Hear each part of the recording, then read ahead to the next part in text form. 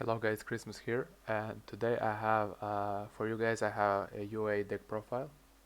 So unlike the other decks I put on YouTube, this is less competitive. I've tried to make it as competitive as possible, but just the engine of the deck is really weak, loses to like single impermanent, single Dryden pop. So I wouldn't take this deck to anything higher than locals.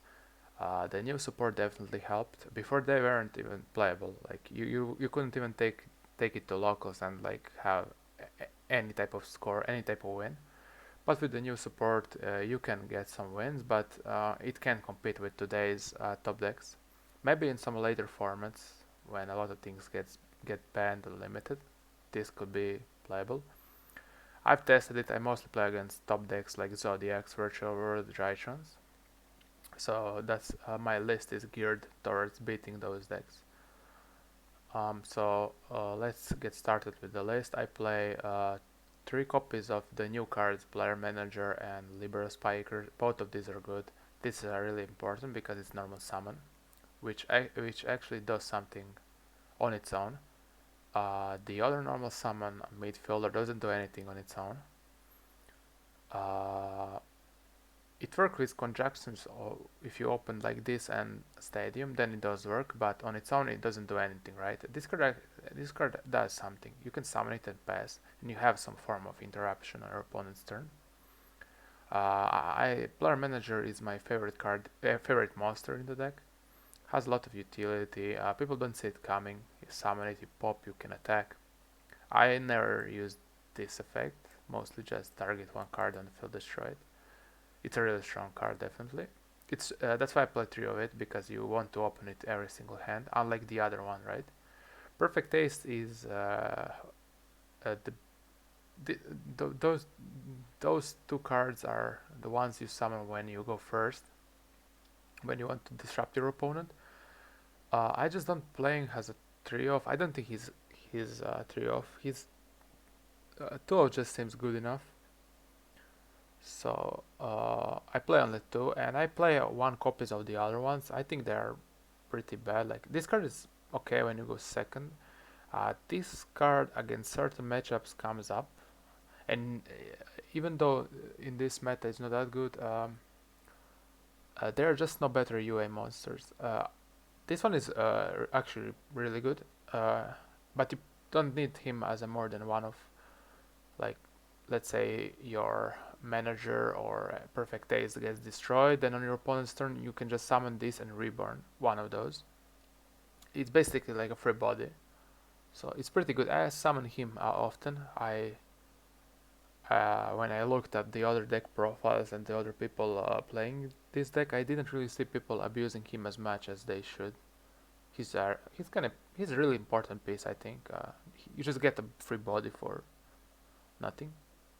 Definitely play this card, and one of these uh, you have to play one. You can't play without it, but you play one because it's okay if you draw it, but you don't really want to draw it, right? You want to draw this.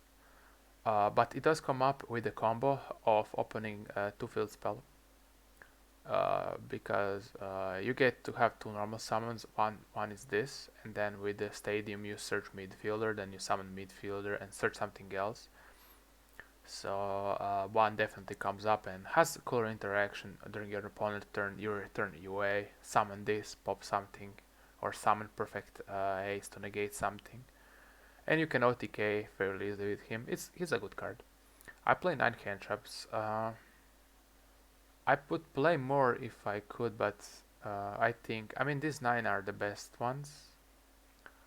So yeah, I won't talk much about those cards. I don't like Gamma.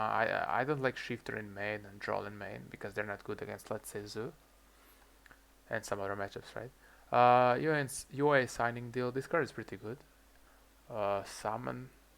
That monster which you summon can attack. That comes up quite often. Mostly I'm summoning Perfect Ace with this. Extravagance should be staple in this deck. Hyper Stadium and Stadium. So when this deck works, it's when you open Hyper Stadium.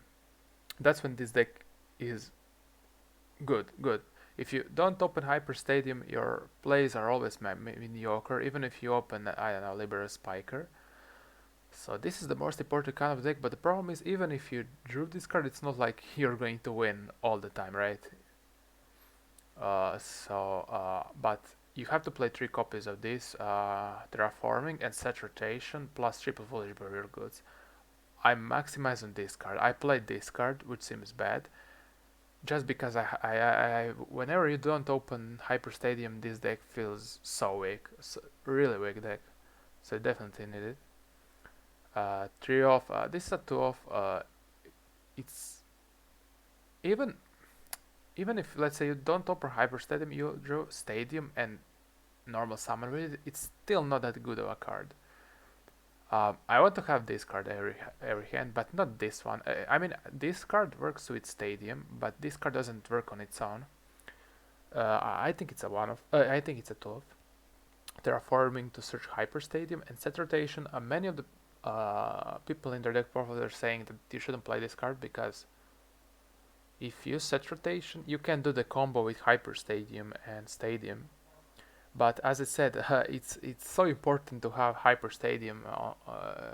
It's so important to start with this card that you just have to use it. I don't care if I open set rotation and let's say US Stadium 1 copy. I don't care. I would still use this to have Hyper Stadium. It's just that important. I don't care if I can't use the combo.